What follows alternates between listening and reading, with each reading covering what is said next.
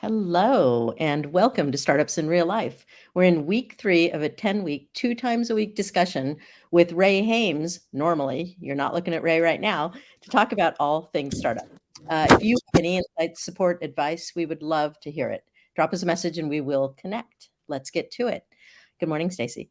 Good morning. Thank you for having me. Today, our guest is Stacy Simonette, based out of Minnesota. Stacy gave me a little bit to say about herself. So she's a results-driven professional with broad experience in project management, HR, change management, training and development, strategy, and small business startups. Woo, that's saying a lot.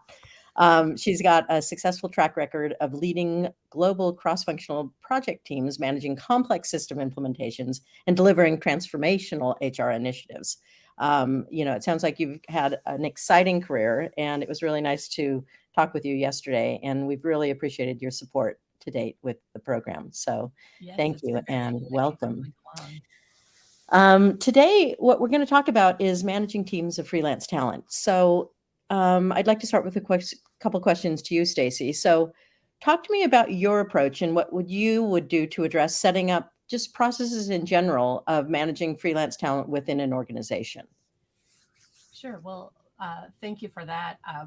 A couple of things to really think about is, definitely as you're setting up your teams, you're going to want to understand what is the need and what is the outcome or outputs that you're going to be doing. What skills will be needed, how much is the amount of work that you'll need, as well as the duration. So how long will this talent be working with an organization? I believe some things that are helpful that would be working on would be to define policies and procedures, understanding, is there a standard onboarding process to understand what are their roles and responsibilities? Are there certain tools and things like that? And then also, who are the key personnel that they would be interacting with so they know who are their go-to people and things like that. If there's any type of training, perhaps there's some compliance training or mandatory company training that they want to have the freelance taking as well. I think another thing that is critical would be establishing some of the performance metrics and like that evaluation process. Just understanding, what will make this successful? How will we know that? And then maybe, are there any other things that we'll be doing to evaluate that has been successful? And Yeah. on this topic, is this usually being driven by the department owner of the person that it's going to be hiring? Is this driven by HR? And I'm talking for smaller and mid-sized companies right now, not the large organizations. Sure. I would think it might depend, right? So, but if I could see this really being driven by HR, a lot of times it's really some things that they'll want to have like a metrics driven approach. Unless it's that immediate, it could also be the freelance team just, comes in with that approach and that they'll say, we want to set metrics. We want to know that we've helped you successfully. So it could be on the freelance team as well to set that expectation, and it could be almost a differentiator to approach it that way as well. Yeah, I found, on the topic of, kind of metrics and then checking in on a regular basis, I think that's also important just over time, so it's not just, a first, in the first 90 days. It's just like Right. continually checking in is really important, we found. And then kind of measuring or kind of reflecting on, okay, what were the original objectives? What were the original plans, around this? So, okay. Yeah. Anything else you Right. wanted to add on that topic? Maybe just the other thing I would say also then figuring out that soliciting feedback. So ensuring that you've always got that ongoing, both ways, directional feedback, I think is a good point from that perspective. And I think you also mentioned it, but just like really that continuous and that it's not just that one time. Yeah. Yeah. I found, that most really do just do it that one time and then think, okay, the team will figure it out from Right. there. Yeah. Um, and so, what are parts of the actual plan? So now you've kind of talked about the approach and the Yeah. onboarding, which is fairly similar to onboarding an employee, For sure. which again, I am often surprised that people don't treat it almost identical other than different types of paperwork. But so, yeah. So talk to me about the parts of the plan. Yeah. So what I think, going back to when I had mentioned about identifying the need, I think it's really critical to define the clear expectations. So what are you expecting these individuals to come and do? What are the deadlines and those expected outcomes so that everybody is aligned, kind of going back to some of the roles and responsibilities as well. I So think, on that, wait, on Mhm. that topic Sure. then, is it a, I would think that's a job description, right? Yeah. And is that, are you finding that HR is often going back to their kind of toolkit or Rolodex, I'll use an old term, of Yeah. people to find them, or are they oftentimes starting from scratch? What are you seeing as a Yeah, common? what I see is a lot of times it's starting from scratch, not really having a set job description. That's a larger corporate type of thing. In a Mm, smaller to mid-sized organization, they sometimes don't have that, or this is a new need, and that's why they are bringing on these freelancers. Is that they don't know, they haven't worked with that type of role as well, so they don't have that formality. So mm, really ensuring that you've got those clear expectations, roles, and responsibility is really helpful. okay, sorry, Yeah, keep going. sure. Um, in addition to that is really, that regular communication channel, the check-ins, understanding what are the different ways, how do you best work together? Is it emails? Is it Slack? Is it some kind of project management software and things like that? Um, then Right. also just fostering collaboration. So are there brainstorming sessions, sharing ideas and feedback on how you're working together? Going back to what I mentioned too was, just really providing that feedback and recognition. So it's kind of the thank you that, you're doing a good job, or, we need to talk about this approach and think about things a little bit differently, Mhm, perhaps. mhm, And then on that same vein is, cultivating the relationships. So really just taking the time to build the relationship with the teams and just get to know strengths, preferences, and work styles. It could be something interesting that I've done with other organizations in past lives, as well as just recently, is just considering using a common assessment tool, perhaps. There's some that aren't very long. There's different ones like the Strengths Finders or Insight Discovery, and that really helps people to understand individual styles and things like that, and or how to play to strengths and foster collaboration together as well, and just mhm, really understanding and sets the stage for a successful way to work with people. mhm, And then, as always, be flexible and adaptable, just considering most likely everyone's virtual, understanding time zones, personal circumstances, things happen, right? And then just really ensuring that you've created an inclusive and supportive working relationship. mhm, yeah, Um, and then as and time goes by is planning for continuity. And so I think that's what we've talked about, that is really that value prop for Timera, is that continuity of the teams and things like mhm. that. Yeah. Yeah, thank you. You mentioned a lot. I think some of Yeah. that, from what I've seen, some of that is happening by HR. Some of it is happening within the department that's hiring the person, and it's a lot of work, Yeah. Yes. to make it successful. With one, let alone three, four, five. And so I think trying to have some consistency in how you approach it, so you know who's responsible for which piece of it, Yeah. is really, really important, is what I've seen. Yeah. Yeah, definitely. So I know you've had a lot of experience with this in your last venture. So, like, what steps do you see as far as, setting up the plan or bringing in the freelance? What steps do you see, Diana? Mhm, mhm. Um, you know, what playing off of what I just said, like, what we've found, or what I've found in the multiple companies I've been in, and I've put together both mentorship programs, with 15 to 20 people at a time, where instantaneously you're bringing in people that don't even understand corporate, let alone Mhm.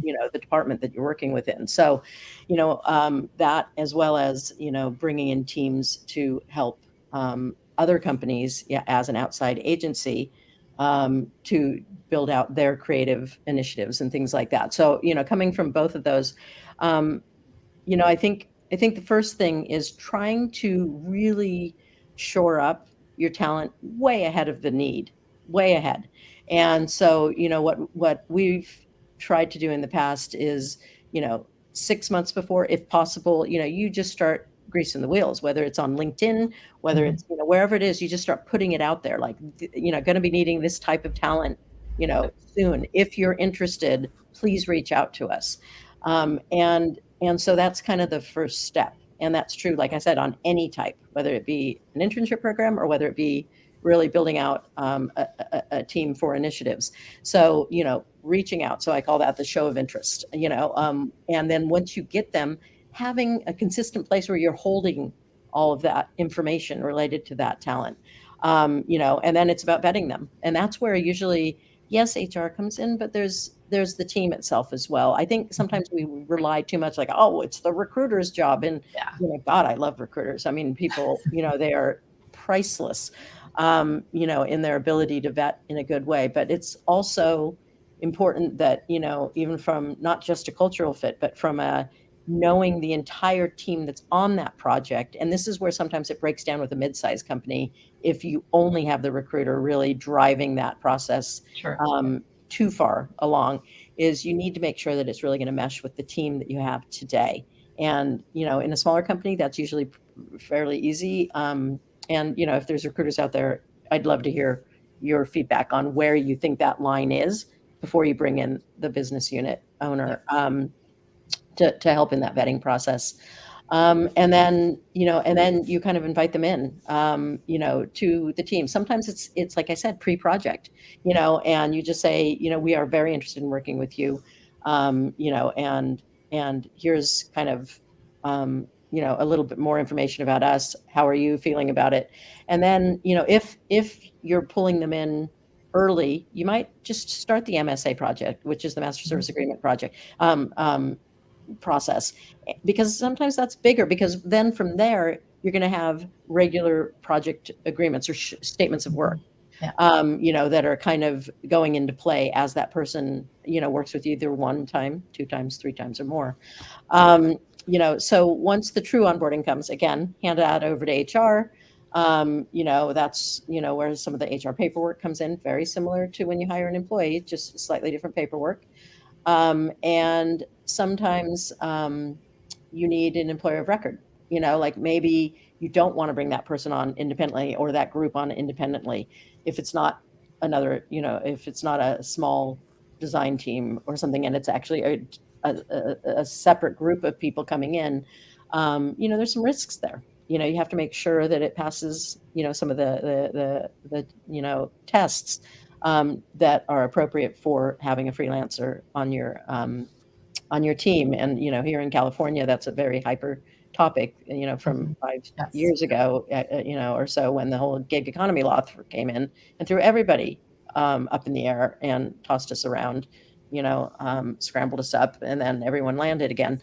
But that was not fun. Um, and then there's time tracking software as well, like how are they, are they Yeah. invoicing regularly, or are they part of your overall team, tracking systems? Do you just bring them in, on your side as well? I think that's an important one that people kind of often overlook, and, oh, they'll just invoice me. It's like, Yeah. are you sure you want it that way? Because if you do, then you've got finance, involved, Yeah. bigger than sometimes is necessary, like, because you're not even gonna necessarily see the hours they're doing, because finance is just paying the invoice. They're not necessarily tracking hours, they're tracking burn, but they're Mhm. still only doing it on an individual basis, and then you see it at a department level. So anyway, that's something else I'll talk about, later. Sure. And then, just tracking that spend to budget for the Mhm. project. Who's really tracking that on a project level? Is your finance team really mature enough to track it on a project level? Usually they're like, I'll track it at the department level, maybe, um, but not necessarily at the project level, you know? Yeah. So that's a lot, like you mentioned. But how do you really recommend companies managing this, or how are they doing it now? Would you say you mentioned a couple things, but how would you recommend companies manage this? Yeah, well, what we're seeing, is a lot of companies are using staffing agencies. Mhm. They do go to some of the one-off, find a freelancer now, platforms, Mhm. and um, that it's still disparate. That's the challenge, and that's kind of why Team Era kind of came to life. Is we're trying to solve just this very niche problem. We're not the big ATS. We're not you know a freelance management platform per se. We are solving the beginning to the end of kind of building, managing, and then measuring teams of talent. Like that's the difference. So if you're looking for one or two, freelancers, probably this isn't the solution for you. But in future discussions, we'll go into the details of what our platform is doing. But it really is about managing those teams and what you were talking about around checking in regularly, and then also historically understanding them. All of that is really important.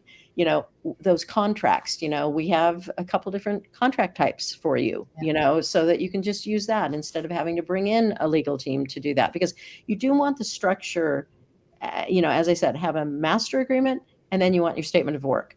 Having them decoupled is really important. And then for each statement of work, you might have change orders. So you gotta just keep it Mhm. clean, so Yeah. that one, your team knows like what their responsibilities are when you're doing those check-ins, that you're aligning it to all of that, and that all of that is really easily accessible in one place.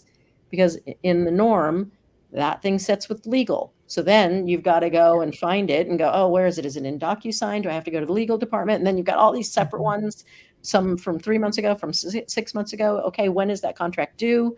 There's just a lot of details that a manager doesn't. They want to focus on the deliverables. They want to focus on what they Right. have to Yeah. achieve. Yeah. And yet They're they looking still at the get pulled outcome. in. Exactly. They still get pulled into HR. They still get pulled into finance. Mhm. They still get pulled into legal. And so again, what we're trying to do is just make that a streamlined process on one platform that you can help drive. Yes, finance, HR, and legal may still be involved if you have those teams. Um, but it's like you are in the driver's seat. And then as time goes on, you just have this wonderful, it's no longer just a list of people you've worked with, but it's actually all of the details behind who they are, so that you can easily tap them again and go, hey, you want to come in for another 3 months, or something like that. Yeah. Um, Fantastic. so it's more Mhm. than just a checklist, Yeah. that you're really solving for.